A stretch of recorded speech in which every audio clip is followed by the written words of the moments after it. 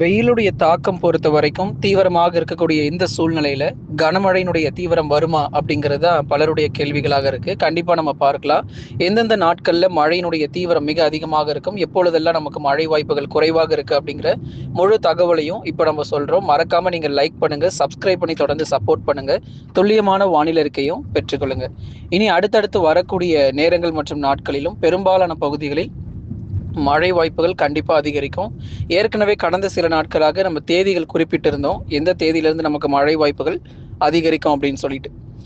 இதற்கு நடுவுல எரின் புயல் குறித்து நம்ம நேற்றைய தினத்துல பேசியிருந்தோம். இந்த எரின் புயல் பொறுத்த வரைக்கும் அட்லாண்டிக் பெருங்கடல் பகுதிகளில் உருவாகி மிரட்டி கொண்டிருக்கு.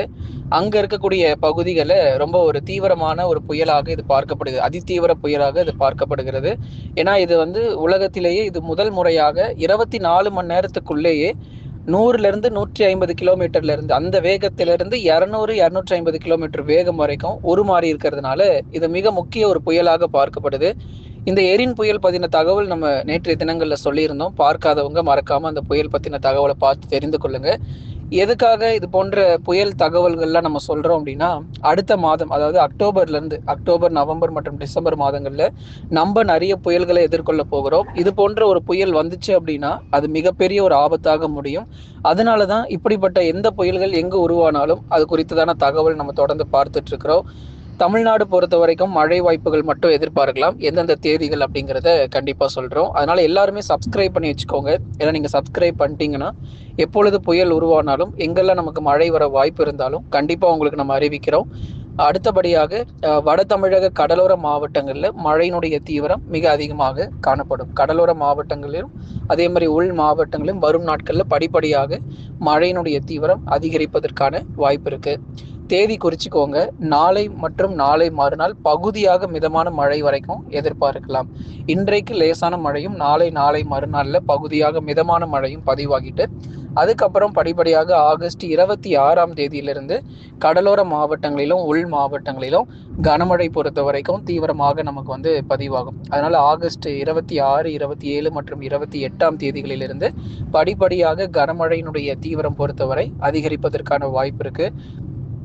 கடலோர மாவட்டங்களில் மிதமானதிலிருந்து கனமழைக்கான வாய்ப்பும் அதிகமாக நம்ம எதிர்பார்க்கலாம். கடலோர மாவட்டங்கள் சென்னை, திருவள்ளூர், காஞ்சிபுரம் மற்றும் செங்கல்பட்டு உள்ளிட்ட மாவட்டங்களில் மிதமானது முதல் கனமழை வரைக்கும் கண்டிப்பாக பதிவாகக்கூடும். அதைத் தொடர்ந்து கடலூர், விழுப்புரம், புதுச்சேரி மற்றும் காரைக்கால், கள்ளக்குறிச்சியில் வானம் ஓரளவு மேகமூட்டமும் பகல் நேர வெப்பநிலை தற்போது அதிகமாக இருந்தாலும் அந்த மாத இறுதியில லேசானது முதல் மிதமான மழை பொழிவு கண்டிப்பாக பதிவாகும் அப்படிங்கிறதுல எந்த மாற்று கருத்தும் கிடையாது. ஆகவே சென்னை முதல் கடலூர் வரை இருக்கக்கூடிய வட தமிழக கடலோர மாவட்டங்களில் மிதமான மழை மற்றும் கனமழையாக விட்டு விட்டு மாத இறுதியில தீவிரமாக இருக்கும். ஆகவே ஆகஸ்ட் 26லிருந்து செப்டம்பர் 2 வரை நம்ம தேதிகள் கொடுத்திருக்கிறோம். அதே மாதிரி உள் மாவட்ட பகுதிகள் வேலூர், திருப்பத்தூர், ராணிப்பேட்டை, திருவண்ணாமலை இந்த பகுதிகளிலும் சில இடங்கள்ல பரவலாக நமக்கு லேசான மழையும் மிதமான மழையுமாக கண்டிப்பா நமக்கு காணப்படும். ஆகவே உள் மாவட்டத்திலும் பரவலாக மழை வாய்ப்புகள் தீவிரம் அடையும். வெயிலுடைய தாக்கம் இப்ப வேணா அதிகமாக இருக்கலாம். நாட்கள் போக போக மழையினுடைய தீவிரமும் நமக்கு ரொம்ப அதிகமாக இருக்கும். வேலூர், திருப்பத்தூர், ராணிப்பேட்டை மற்றும் திருவண்ணாமலை மாவட்டத்திலும் பெரும்பாலான பகுதிகளில் வானம் ஓரளவு மேகமூட்டமும், குறிப்பாக ஒரு சில இடங்களில் நமக்கு பகுதியாக கனமழைக்கான வாய்ப்பும் அதிகமா நம்ம எதிர்பார்க்க முடியும். சேலம், கரூர், நாமக்கல், திருப்பூர் மற்றும் ஈரோடு மாவட்டங்களில் பெரும்பாலான பகுதிகளில் விட்டு விட்டு லேசானது முதல் மிதமான மழை வரைக்கும் எதிர்பார்க்கலாம்.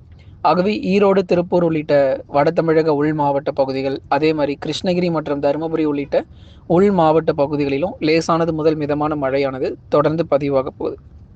அடுத்ததாக ஆகஸ்ட் இறுதியில பெரும்பாலான மாவட்டங்கள்ல மழையினுடைய தீவிரம் பொறுத்த வரைக்கும், அதாவது ஒரு பலத்த மழையாகவே நம்ம எதிர்பார்க்க முடியும். ஒரு லேசான மழை, சாரல் மழைன்னு இல்லாம ஓரளவுக்கு கனமழையாவது கண்டிப்பா நம்ம எதிர்பார்த்திடலாம். டெல்டா மாவட்டங்களிலும் சில இடங்கள்ல பரவலாக மழை வாய்ப்புகள் அதிகரிக்கும். தஞ்சை, நாகை, திருவாரூர், அரியலூர், பெரம்பலூர், திருச்சி மற்றும் புதுக்கோட்டை உள்ளிட்ட டெல்டா மாவட்டங்களிலும் ஆகஸ்ட் 26லிருந்து 30க்குள்ள இந்த தேதிகளுக்குள்ள பரவலாக மிதமானதுலேருந்து கனமழை வரைக்கும் கணிசமா ஆங்காங்கே பகுதியாக நமக்கு பெய்ய ஆரம்பிக்கும்.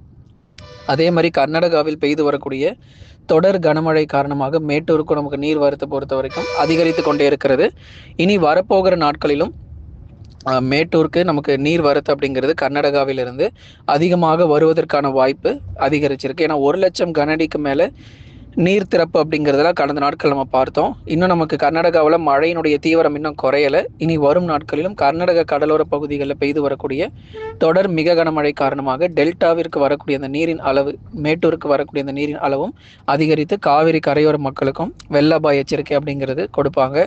அடுத்ததாக தென் மாவட்ட பகுதிகளுக்கு ஆகஸ்டில் நமக்கு மழை தீவிரம் இதுக்கு அடுத்து சரியாக இருக்காது. லேசான மழை, மிதமான மழை மட்டும்தான் இருக்கும். எப்பொழுது தென் மாவட்டத்தில் நல்ல ஒரு மழை வாய்ப்புகள் அதிகரிக்கும் அப்படின்னா செப்டம்பர் மாதத்திலிருந்து தான் நமக்கு மழையினுடைய தீவிரம் பொறுத்தவரை அதிகரிப்பதற்கான வாய்ப்பு இருக்குது. செப்டம்பர் மாதத்தில் 1ஆம் தேதியிலிருந்து 30ஆம் தேதி வரைக்கும் எடுத்துக்கிட்டோன்னா அதில் குறிப்பாக செப்டம்பரினுடைய 2வது 3வது வாரங்களில் தென் மாவட்டங்களில் மழை வாய்ப்புகள் அதிகரிக்கும். அதனால் தென்மேற்கு பருவமழை முடிஞ்சிருச்சுன்னு மட்டும் நினைக்காதீங்க. இன்னும் நமக்கு 1 மாத காலம் இருக்குது. இந்த 1 மாத காலகட்டத்திலையும் தென்மேற்கு பருவமழையினுடைய தீவிரம் மிக அதிகமாக நம்ம எதிர்பார்க்க போகிறோம். ஆகவே மேற்கு தொடர்ச்சி மலையொட்டிய மாவட்டங்கள் நீலகிரி, கோயம்புத்தூர், தேனி மற்றும் தென்காசி உள்ளிட்ட மாவட்டங்களிலும் பகுதியாக பரவலாக விட்டு மிதமான மழையானது கண்டிப்பாக இருக்கும். அடுத்த வடகிழக்கு பருவமழை பொறுத்தவரை அக்டோபர் 20ஆம் தேதிக்கு மேல் வடகிழக்கு பருவமழை தொடங்குவதற்கான சாதகமான சூழ்நிலை இருக்குது. அக்டோபர் 15க்கு மேலேயே காற்று திசை எல்லாமே மாற ஆரம்பிச்சிடும். 20ஆம் தேதி அல்லது 23லிருந்து வடகிழக்கு பருவமழை ஆரம்பித்து நவம்பர், டிசம்பர் மற்றும் ஜனவரி 20ஆம் தேதி வரைக்கும் வடகிழக்கு பருவமழை இந்த முறையும் எதிர்பார்க்கப்படுது. ஏன்னா அதிக அளவு காற்றழுத்த தாழ்வு பகுதி, காற்றழுத்த தாழ்வு மண்டலங்கள் இந்த வருஷம் 2 முக்கிய புயல் சின்னங்களும் கண்டிப்பாக உருவாகும். ஒன்று வட தமிழ்நாட்டிற்கும், இன்னொன்று தென் தமிழ்நாட்டிற்கும் இந்த வருஷம் புயல் சின்னங்கள் நம்ம பார்க்க போகிறோம். 2 முக்கிய புயல்கள் வங்கக்கடல் பகுதிகளில் உருவாக போகுது. அதனோட எதிரொலியாக தான் இப்போ நிறைய இடங்கள்ல அட்லாண்டிக் பெருங்கடல் பகுதிகளில் உருவாகக்கூடிய புயல்லாம் வந்து சாதாரணமாகவே 200-250 கிலோமீட்டர் வேகத்தில் உருவாகிட்டு இருக்கு. அந்த அளவுக்கு கடலுடைய வெப்பம் பொறுத்த வரைக்கும் எந்த அளவுக்கு அந்த இடத்துல அதிகமாக இருந்திருந்தா இந்த அளவுக்கு ஒரு புயல் உருவாகும் அப்படிங்கிறத பார்த்து கொள்ளுங்க. ஏன்னா இந்த புயல் பொறுத்த வரைக்கும் நேரடியாக கரை கடப்பதற்கான வாய்ப்பு இல்லை. அதாவது அமெரிக்க கடலோர பகுதிகள், நார்த் கேரோலினா என்று சொல்லக்கூடிய அந்த கடலோர பகுதிகள் முழுவதுமாக அங்கே வந்து நமக்கு நேரடியாக கரையை கடக்கலை அப்படின்னாலுமே கூட அங்கே இருக்கக்கூடிய கடலோர பகுதிகளில் நமக்கு மழை வாய்ப்புகள் கொஞ்சம் குறைவு தான். ஆனால் கடல் அலைகள் அதிக அளவில் எழும்பி அங்கே முழுவதுமாக வெள்ளப்பெருக்கு ஏற்படும். அதாவது ஒரு சுனாமி போல இருக்கும். இந்த புயல் கரையை நெருங்கும் பொழுது ஒரு சுனாமி போல அங்கே இருக்கக்கூடிய கடற்கரையோர பகுதிகள் காட்சி அளிக்கும் அப்படிங்கிறதுல மாற்று கருத்தில் நண்பர்களே. ஆகவே நீங்கள் எல்லாருமே மறக்காமல் ஒரு லைக் பண்ணுங்கள், சப்ஸ்கிரைப் பண்ணி தொடர்ந்து சப்போர்ட் பண்ணுங்கள். இனி வரும் நாட்களில் கண்டிப்பாக தமிழ்நாட்டில் இன்னும் பல்வேறு மாவட்டங்களில் மழை பொழிவை நம்ம பார்த்துடலாம். இனி பகுதியாக மழை பொழிவு அப்படிங்கிறதெல்லாம் முடிவுக்கு வரும் சீக்கிரத்தில். மாத இறுதியில் மாவட்டம் முழுவதுமாக கனமழையானது தொடர்ந்து பதிவாகும். எத்தனை மாவட்டங்களில் மழை பெய்யும் அப்படிங்கிறதையும் கேட்டிருந்தீங்க. அதாவது 40-60% வரைக்கும் மழை கிடைக்கும். மீதி வந்து 40% மழை இல்லாமல் போகலாம். ஏன்னா 60% மட்டுமே இந்த மாத இறுதியில் மழை பெய்வதற்கான வாய்ப்பு இருக்குது. வட தமிழக கடலோர உள் மற்றும் டெல்டாவில் ஆங்காங்கே விட்டு பகுதியாக பதிவாகும். லைக் பண்ணுங்கள், மறக்காமல் சப்ஸ்கிரைப் பண்ணி தொடர்ந்து சப்போர்ட் பண்ணுங்கள்.